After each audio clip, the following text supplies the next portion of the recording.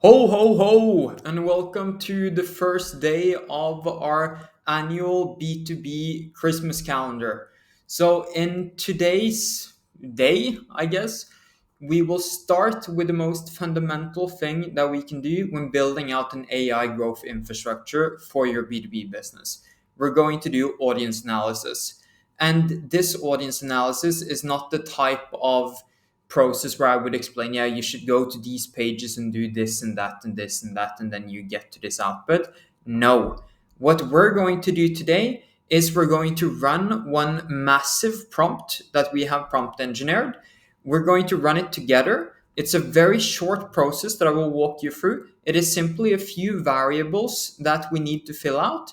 And then when we have them filled out, we will run them with any AI model that you want, and we will look at the results and see how we work with them. So I'm excited. I hope you're excited. This is the first day, so let's get into it. All right, here we are. The moment of truth, the first prompt that we're running in this year's Christmas calendar. So the first thing that we will want to do, you see I am on the page that you're at right now. Of course, you're seeing this video on the page, but this is how it looked like before. Scroll down all the way to the user inputs, just so that you have these in front of you now and you have the prompt in front of you. We will get into this in a second.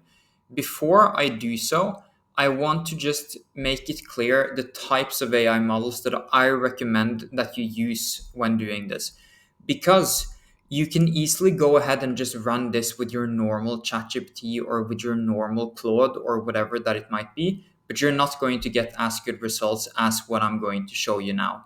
So there are essentially four different AI models that I recommend, and there's one which I recommend above all else 100 million%. And that is Gemini free. You see this beard here is barely making me able to talk. Gemini free Pro Deep Research. So I will show you how we run that in a second, but that is by far the best model we can run this in. I'm not sure if you can run it on the completely free version. You can try if you don't have it, but the $20 a month version enables you to run this, and you can also get a trial for that for a month, I believe. So this is the best one that we can run it with. The second best one is GPT-5.1 Pro or Deep Research that you would run in ChatGPT. Then you have ChatGPT 5.1 Thinking, and then you have Claude Opus 4.5 Study Mode. I would arguably say that Claude is like better than the GPT versions here as well, after having tested it for a bit. So these are the ones that we want to be using. The first things that we need to do is answering these questions here. So who your target audience is, what the core problem that they're facing is, the solution that we provide, and the website to our company. We give the AI all of these things so that it can start mapping out where it should be looking online. I recommend you to read the prompt if you want to just tap into my brain and figure out how we make these types of prompts, if you're interested in that sort of thing. If I were to go through it in this video, we will sit there for way too long, so we will just get to execute. So here you can see the prompt that I have copied it by clicking copy here. So do the same with me. And then I will first show you Grok's answer. I didn't even mention Grok in the tier list from earlier. The reason why, you'll see in a second. But anyways, the way that I go about making this prompt is I copy it, and then when I write it the first time here, I go in and I change the input data. So I make sure that I have answered these, and then after I've sent it to the first one, I click copy up here or wherever that you can click copy on the prompt, and I take it to the other LLMs. So the first you can see here with my test data, I'm using our offer, my audience, so you, which is kind of funny when you're watching this. So the target B2B audience that I've added is founders and companies under 50 employees, typically expert-led firms. They're always 30 plus. They're more typically 45 to 55 years. Most come from corporate backgrounds where they built their skills and started their own thing, while some of them are serial entrepreneurs. and then the core business problem that they have, referral dependency. They don't get any clients outside of referrals. They have no functioning marketing. And the solution that we build, again, you can pause if you want to read in detail, but a trust-based B2B funnel. So the stuff that you're learning through this Christmas calendar. And then I have added our website URL as well. So let's see here. Grok gives a decent response to it. Like, it does what it's asked for. And you might sit and view this now and think that this is actually great. I don't really think so, but that's because I have seen the other LLM's outputs. But I recommend you, if you want to see things, just pause. But what you can see that Grok has done, which is interesting when we'll check all of the language models, is that it has scraped 52 web pages and 20x posts to make this output. The reason why it does so is because we instruct it very specifically to scrape the web up and down to make this audience profile. So the second one here is GPT. So with GPT, you will be able to say, I have sent the exact same prompt in, and I've sent this to deep research. So then when you send it to deep research, it always asks a few questions. So I've just answered them as well. And here you can see it has given an ICP memo to me.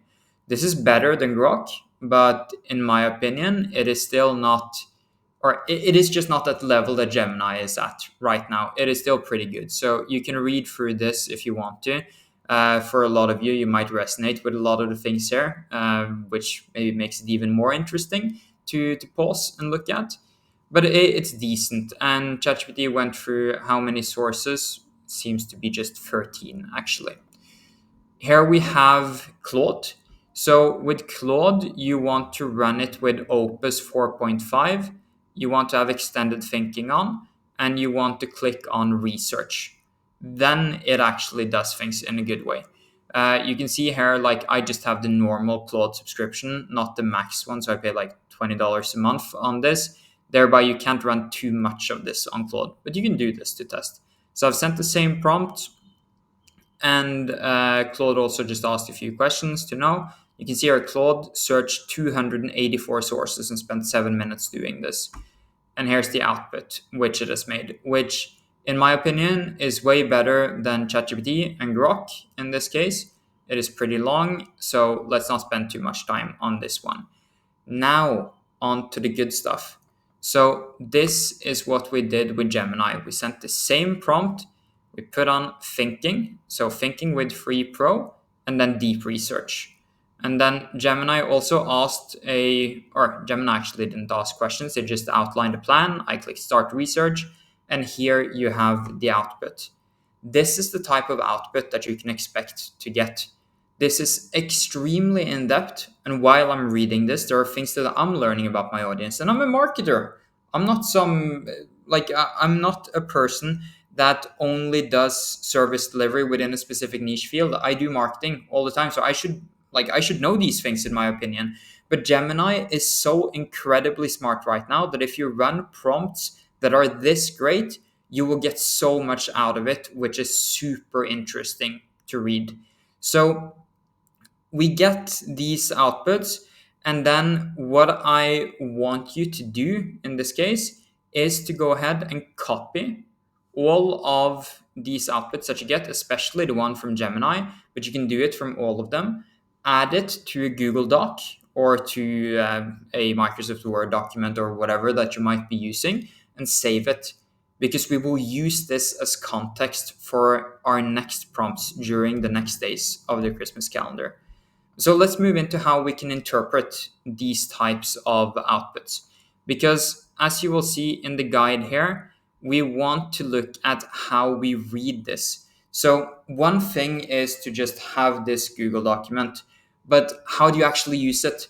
So the way we can best use it is to look at specific sections here, because here we have a lot of narrative building to start off with, especially in the output that I have. You can see here it talks about how the post-SERP economic shock did a certain thing with referral dependency in the types of businesses that I help. And then you have a lot of background on the stuff that it figured out. You have a lot of just the cognitive descriptions of how they think, how they behave, and then what they want, essentially. But if we go further down here, there are things here on the internal narrative and the bleeding neck signals. So, what types of words do we use when we communicate with them? These are things that we can ask Gemini about very specifically. So, when I have the research here as well, one thing I can do while I have this type of research already done is how should I write ad copy towards them if it's not explicitly written in the output that you get? You can use all of this and all of the data that has come through this one chat to just have it do your have it. Uh, my beard is killing me at this point. It's going to be a long 24 days. So it can help you with your copywriting and with your marketing if you have this type of data as a backbone. So here it will say certain things that you would want to, for example, with my audience, they're going to resonate with being builders, not sellers or not marketers. So when I were to market to them, I would explain that this is a type of solution that are built for builders, people that have expertise in the field, not people who are just good marketers of their services who want to market more. I'm sure you follow. And again, I just recommend you run these prompts yourself so that you can see your own output and then just apply these things to your stuff. You will see here we get different signals of what they're saying and what types of things we can look for to find this audience online, such as, for example, this is super interesting, LinkedIn behavior, like when it comes to my audience, that if you see someone that all of a sudden starts posting different things on LinkedIn, it is likely because they have hired in some marketer or they're listening to some marketing advice because they think they need to do marketing right now. And the thing is to build a personal brand. So thereby I can spot that, okay, they're in the position right now where they're looking for solutions. In the same way, if I go to their website and I see that their case studies or blogs are outdated, that's an indicator of a referral cliff, which is another terminology in this output. Like, this is great. There's so much intel that we can take. And I recommend you to just study every piece of it and take notes on the things that you get aha moments from. So you will have different narratives that it also recommends you to run with, objection handling in your marketing, and lots of different sweet stuff. So use this properly, like save it because it will be helpful for the next days. But one thing which is important to mention with this is that this is the backbone of the AI infrastructure that we're setting up throughout this Christmas calendar, meaning it is context, but what are we actually going to create over time? And I will walk you through it now in a second. So the thing is that for B2B businesses, the main source of clients are referrals. So, what are we actually doing when we're doing marketing? We're creating artificial referrals. So, the mechanisms of how a referral works is like this: you have you as the seller, you have the client as the buyer, and then you have a referrer as a third party. As trust is already established between you and the referrer and the client, you essentially borrow trust or you have a trust transfer which happens between you. So our job when marketing your B2B solutions is to artificially create this trust transfer. So basically getting the third party out and rather replacing this with marketing. So how do we create that trust?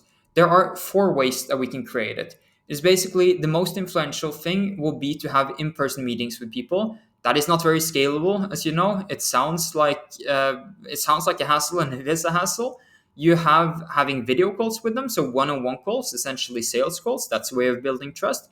But if you do that over and over with people who don't know you, then likely it is you're going to waste a lot of time with that as well.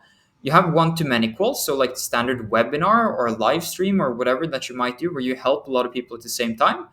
And then on the thing that which brings the least trust, but still builds trust, but has incredible scalability, is content assets. Similar things to the one you're watching right now. I'm recording this once over 15, 20 minutes, and then I don't know how many hours this is going to be watched by people, but it's going to be a lot. That is the most scalable way that we can build trust.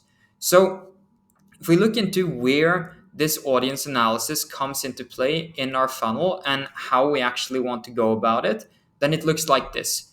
We need some way of generating leads at the top of funnel. We need some way of capturing emails.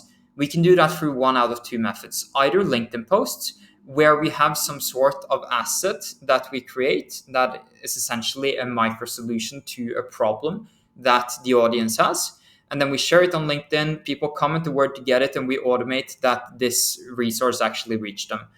And then we have doing LinkedIn outbound, basically putting together AI agents that find your audience on different platforms, then grasp a file that, or a customer file essentially, that we can target on LinkedIn with just connection campaigns. So just to make an association with us and the client, just to establish the connection.